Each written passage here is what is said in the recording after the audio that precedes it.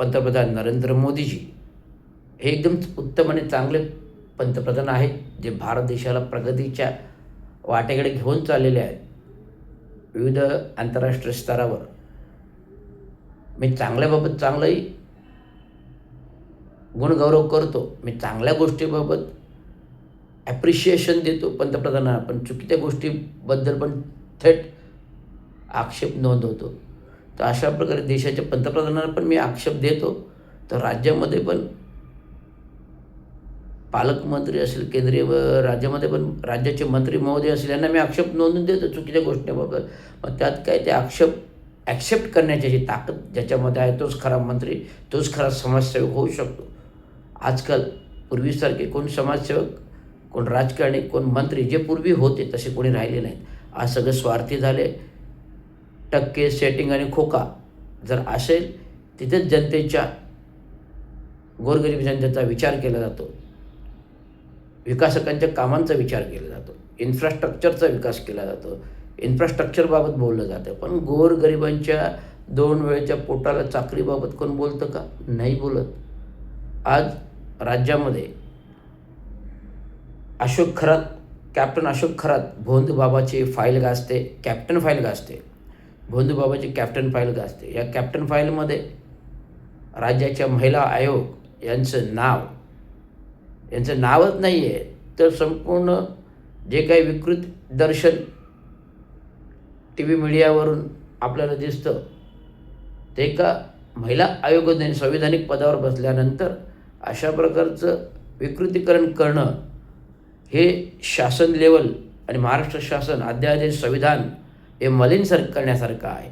त्यामुळे हे संविधान जर मलिन करण्याचा प्रयत्न केला, महाराष्ट्र शासन कायदे कानून मलिन करण्याचा प्रयत्न, जर संविधानाने मिळालेली खुर्चीवर बसून हे जर गैरकृत्य केले, हे असे अश्लील कृत्य केले, तर त्यांना संविधान, कायदा, घटना, महाराष्ट्र कानून अंतर्गत ॲट्रॉसिटीचा गुन्हा लागू होईल, हे तुम्हाला मी सांगू इच्छितो. आणि तो दर्ज करणार आहे. मी संपूर्ण भारत देशाचा नाही, तर राज्याचा नाही, आज मी राज्याचा नाही तर संपूर्ण भारत देशाचा संविधानाचा, कायद्याचा, कानूनचा अभ्यास करतो, त्याचं रक्षण करता आहे. आणि संविधान, कायदा, कानून जर कोणी मोडीत काढायचा प्रयत्न करत असेल, हा रवींद्र शिंदे थेट जाऊन हाणून पाडणार आणि थेट जेलची हवा दाखवणार. हे मी तुम्हाला बोललेले कथाकथनमध्ये. त्यामुळे थेट देशाच्या पंतप्रधानांशी बोलणारा एकमेव व्यक्ती आहे एस रविराज, ब्लू पॅन्थर, महाराष्ट्रात सिंह, राज्याचा कायद्याचा रक्षक, आरक्षण रक्षक, संविधान रक्षक, देशाचा रक्षक, देशाचा अग्निअस्त्र आहे. आणि हे जर तप्त अग्निअस्त्र जर कोणी आजूबाजूला फिरकलं तर तुम्ही जाऊन राखवाल.